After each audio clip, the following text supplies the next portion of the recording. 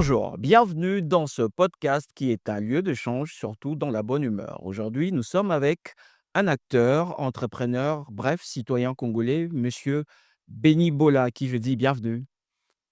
Merci monsieur Collet.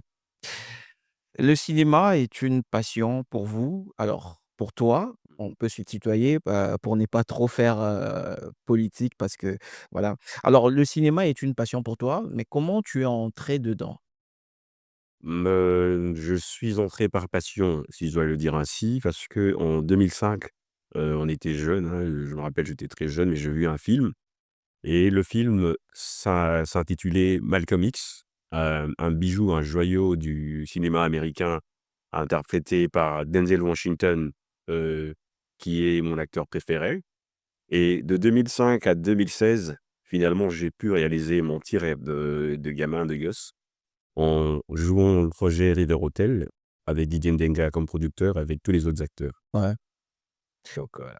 Ouais, ouais. Après ça, tu as participé dans pas mal de projets, mais est-ce que, le cinéma congolais existe? C'est vrai qu'il y a une certaine révolution, surtout, dans le théâtre, congolais avec la venue de YouTube et cetera. Il y a également une chaîne, de télévision consacrée, au cinéma congolais, Maboké Télévision. Est-ce que le cinéma congolais est structuré?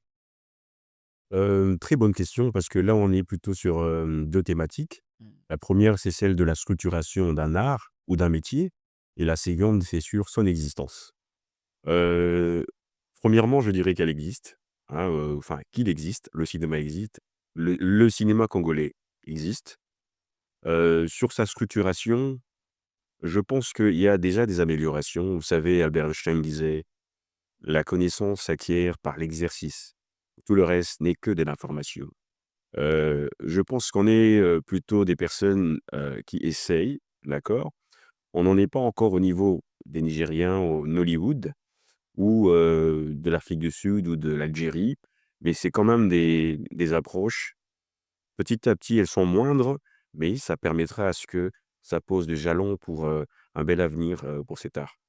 Dans mon introduction, j'ai également dit que tu étais entrepreneur. Très bien. Alors l'entrepreneuriat en RDC, il y a beaucoup de jeunes il y a beaucoup de jeunes entrepreneurs aujourd'hui.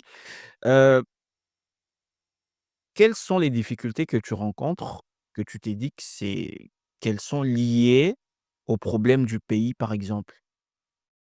Ça, c'est quand même une grosse question ça. Les difficultés qu'on rencontre, en tout cas chaque être humain rencontre des difficultés, peu Mmh. importe le secteur, Ouais, peu importe les domaines. exactement. Mais en RDC, on est plutôt buté à une culture parce que vous savez, l'économie congolaise repose à 80 du secteur informel, Mmh. d'accord? Et du reste, il y a une certaine forme de concurrence, déloyale qui existe sur le marché. Et écoutez, on favorise pas les Congolais pour, leur donner des marchés, au détriment des Libanais, par exemple, ou des Turcs, vous voyez? Hem, Ça existera toujours les difficultés. Mais moi, je pense à un certain sens, hein, c'est peut-être pour, nos autorités, il faut créer ce climat entrepreneurial. Ça veut dire parvenir à, aller doucement, atténuer, par exemple, les taxes pour les startups, pour les petites et moyennes entreprises. Ça leur permettra de souffler, d'accord?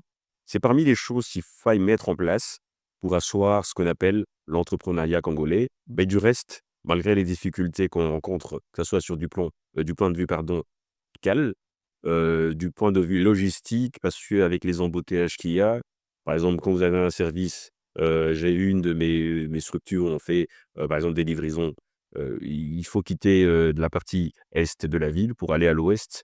Ça vous fait, 5 heures du temps de route, vous voyez? Donc ça, c'est parmi les facteurs qui, à mon sens, Les embouteillages, on va en parler d'ailleurs. ouais, à mon sens, peuvent créer, des fissures, sur, votre timeline en tant qu'entrepreneur. Voilà. Tu as parlé de Libanais, plutôt ouais, des Libanais, ou encore des Turcs. Mais je ne fustige pas le peuple libanais, hein. Ouais, ouais, Il y a rien ouais, de non, non, non, en fait, ma question que vient sont aux us Congolais, par exemple. Ouais. Moi, je me dis que je me demande comment expliquer, heu, les Ouest africains lorsqu'ils viennent investir ici, ils réussissent, ils sont courageux. Les Nigérians, les Chinois, comment ça se fait que nous, bon, je dirais pas que nous sommes, paresseux, mais Ouais. on est un tout petit peu négligent. On se dit: «Bon, voilà, c'est notre pays, les autres viennent, ils marchent sur nous, ils réussissent et puis ils repartent construire, dans leur, pays d'origine». Comment expliquer ça? Bah, monsieur Koalé, moi, je pense que c'est une très belle approche, votre question. Elle est, si basée en tout cas, elle touche beaucoup de points. Vous savez, ce peuple, que ça soit, libanais, nigérian, malien et cetera, ils ont quand même une notion de communauté, vous Mmh. voyez? C'est des personnes, ils savent s'épauler et vous voyez même dans leur économie interne ou locale, il y a une consommation locale qui existe. Alors qu'en RDC, il y a une forme de mercatique international dans la Ça, c'est conscience fort. collective. Ça, il faut que Heu, tu nous expliques ce terme. vous Ça voyez? veut dire quoi? Ça veut dire que dans les approches, hem, congolais, Mmh. d'accord, congolaises, pardon, on préfère consommer ce qui vient d'ailleurs. Mmh mh. On se dit il y a du vrai dans ça, mais on se dit: «Tout ce qui est importé est meilleur. Mmh. Tout ce qui est fait par un Libanais est meilleur». Vous allez vous mettre devant 2 fast-food, et il y a un qui est tenu par un Congolais, il y en a un autre qui est tenu par un Libanais. Vous verrez que le Libanais a plus d'audience, Mmh. a plus de clientèle. Ouais, Parce que dans la pensée collective, pour la plupart des cas, hein, ouais. oui, Ouais. on se dit que lui, c'est le spécialiste, lui là, il imite. Mmh mh. Alors que c'est pas toujours vrai. Ouais. Vous avez des chefs comme les Christian Youmbi, qui est un chef, excellent chef, restaurateur et cetera. Vous voyez, il y a du talent, vous voyez? Alors, dans cette réponse, déjà, il y a la communauté, ils savent s'entraider. Nous, il y a une forme de déchirure interne. Ça veut dire ce que mon frère fait, je ne le consomme pas. Quand il le fait, je préfère aller, plutôt emprunter, d'accord, que acheter cash. Mmh. Vous créez un business, vous avez la famille qui vient sauter sur le business, d'accord? Ils empruntent, ils remboursent jamais. Et le Libanais, déjà, il achète chez son frère, et si le frère met la marchandise à 1 000 $, il vient avec 1 200. Vous l'encouragez. J'ai des amis libanais, vous voyez? Donc ça fait partie des faiblesses que nous avons, mais des Congolais courageux, il y en a aussi, Ouais. qui réussissent. Comme toi. Merci. Qui réussissent normalement, ils sont ambitieux, vous voyez? Donc il y a vraiment ça, il y a c'est tellement, un sujet profond, Ouais. il faut, un autre numéro. Bon, ça, ouais, ouais, ouais, ouais, ça, tu as raison, Benny Bola. Mais il y a je veux revenir un peu, sur, l'art. Il y a quelques jours, il s'est déroulé à Paris, à Accor Arena, le concert Solidarité Congo, où, il y avait plusieurs, artistes congolais qui se sont réunis pour une bonne cause, pour une cause, venir en aide aux victimes d'agressions rwandaises en République démocratique du Congo. Beaucoup disent que les artistes ne s'impliquent pas assez sur cette situation, hein, sur, cette situation préoccupante depuis 30 ans déjà dans l'est de la République démocratique du Congo. Quelle est la place de quelle est la place de la culture, dans cette situation? Hem, ouais, j'ai vu le concert et ça s'est très bien passé. J'ai vu, il y avait plein d'artistes Ouais. et c'était des moments, merveilleux pour, ceux qui ont participé surtout. Je pense que, c'est important, hein, ces initiatives. On peut les négliger, parce qu'on se dit d'une certaine manière, excusez-moi, on ne sait pas relier directement la culture à un problème d'agression, d'ordre sécuritaire, mais on oublie que la 1re arme que vous avez, c'est déjà la conscience, de l'état des choses dans lesquelles vous êtes. Voilà. C'est très important de pouvoir, conscientiser le monde sur ce qui se passe en RDC. Pour ceux-là qui disent que ça ne servait à rien de faire ce concert, non, moi je ne suis pas d'accord avec ça. Mmh. Vous avez vu qu'il y a, des blancs, des Français qui n'ont rien à voir avec le Congo, qui sont venus. Le but, c'est pas que de danser ou de la musique, mais le but, c'est de se rassembler sur une cause qui touche le peuple congolais et pour ça, moi, je dirais que c'est très important de le faire. Alors, sur, le 2e volet de votre question, comment on relie la culture à À cette agression. cette agression? La culture touche tous les aspects de la vie d'un peuple. Mmh. La culture, c'est la langue. La culture, c'est la conscience. La culture, c'est l'identité, le langage d'un peuple. Un peuple qui est retiré, il y a un auteur congolais qui disait, un peuple qui est retiré de sa langue, de sa culture, d'accord? Est comme un arbre qui est déraciné. Hem, je vais un peu aller loin dans ma réflexion pour dire, vous savez, aujourd'hui, quand vous regardez un film qui est un objet, un des éléments de culture, un film américain, où vous voyez un marines américain arriver sur un camp, en Afghanistan et qui tue tous les autres militaires Mmh. ennemis et qui ressort vivant, brave, vous avez dans votre perception que l'armée américaine, c'est la meilleure. Mais non! Mmh. C'est déjà fictif, c'est faux, c'est un film, c'est de la fiction. Mais ça laisse dans nos pensées, dans notre, pensée, dans notre perception que l'armée américaine, c'est la meilleure. Mmh. C'est culturel. Il y a, ce qu'on appelle, hem, des armes, une guerre, pardon, culturelle, ça existe. La Mmh. guerre de culture, ça existe. Comment? La guerre de culture, c'est que tout peuple veut avoir, hem, une supériorité sur l'autre. Vous et moi, on n'est pas français, mais on parle français. Je ne dis pas que le français, c'est mauvais et que c'est mal, mais on n'est pas blanc. La RDC est parmi les pays les plus, francophones au monde, Le plus grand pays francophone en au monde. plus, mais c'est pas la France. Dans la guerre de culture, on n'est pas le premier. Le Nigeria aujourd'hui, quand vous avez des mariages traditionnels, les Congolais veulent s'habiller en tenue traditionnelle du Nigeria. Mais surtout, même les constructions des maisons, On s'est inspiré de on ça. s'est inspiré des films nigérians. Oui, c'est exactement, je me rappelle, étant petit, on n'avait pas des maisons comme ça. Mmh. Vous Mmh. voyez? Même les meubles, Les meubles, voilà, les emplacements, tout ça. oui, Ouais, mais ça a été vendu comment? ouais. Ça a été vendu par Nollywood. Ça veut dire quand tu ne vends pas ta culture, Pendant que nous, nous avons des sites touristiques, nous avons Goma aussi qui est un lieu touristique. Même ici à Kinshasa, nous avons les Kinsuka, nous avons plusieurs sites touristiques, mais il y a pas assez de il y a pas assez de visibilité. il y a pas de visibilité, il y a pas Mmh. d'impact, monsieur Koualé. Vous savez, hem, du point de vue économique, quand vous réussissez, vous parvenez à vendre votre culture, vous avez de l'argent qui rentre. Vous avez un PIB en croissance parce que dans votre balance de paiement, économique, vous avez des entrées, des personnes qui viennent pour acheter et quand ils viennent pour acheter à Lagos ou à Abuja, ils achètent en naira, Mmh. d'accord? Ou en dollars, mais ça sera changé en naira. Ça veut dire que ça donne de la valeur Ouais. à votre monnaie, Mmh.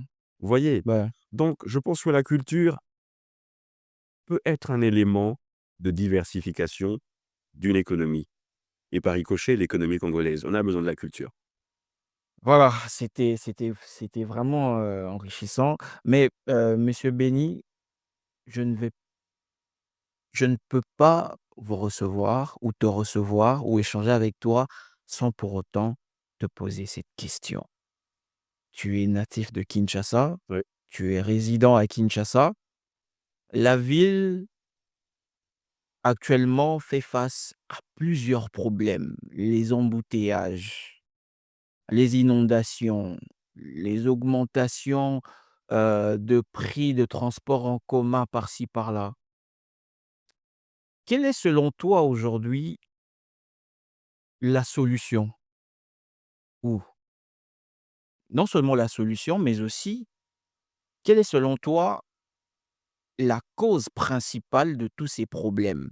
Est-ce que c'est un problème des gouvernants ou un problème des gouvernés? Monsieur Koalé, merci déjà pour cette question, mais je pense que je n'ai pas la solution à tout.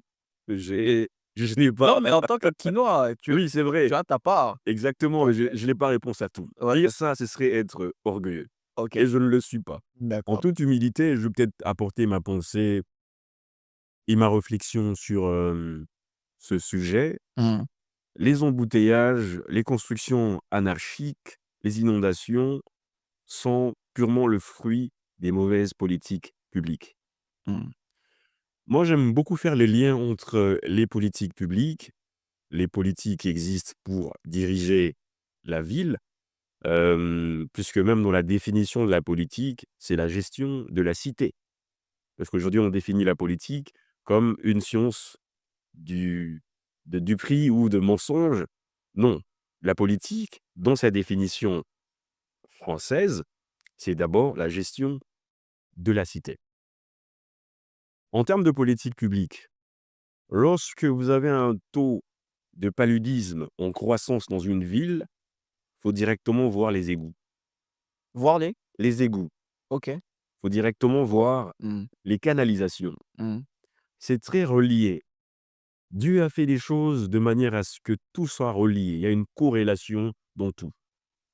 Le jour où le Congolais va avoir conscience de son patrimoine, du bien que nous avons de vivre dans cette ville, d'accord, qui est une ville près de l'eau, qui est une ville où il y a, il y a des plages, mmh, qui est une ville urbanisée, en quelque sorte, mmh. on comprendra pourquoi il faut garder cette ville propre. Il y a une part des décideurs ou des dirigeants, et il y a également une autre part à nous aussi. Les dirigeants, en matière de politique publique, Mmh. d'accord, mais nous devons aussi veiller à cela. Moi, je pense que c'est le problème principal, c'est peut-être l'État aussi parce que Oui. pourquoi il existe les policiers? Pourquoi il existe l'État? Pourquoi l'État existe? Mmh. Parce que l'État existe justement pourquoi? Parce que dans les populations, Oui. il y a des hors-la-loi, il y a des brigands, il y a les ce qu'on appelle en lingala bato ya matoyi mangongi. Donc opesi loi boye, akoyoka te mais je pense que c'est vide actuellement, mais on va pas rester basé sur, dans ça. Mais j'aimerais un peu te poser cette question. Que penses-tu de des avis ou des propos des personnes qui disent qu'il nous faut absolument un Kinshasa 2?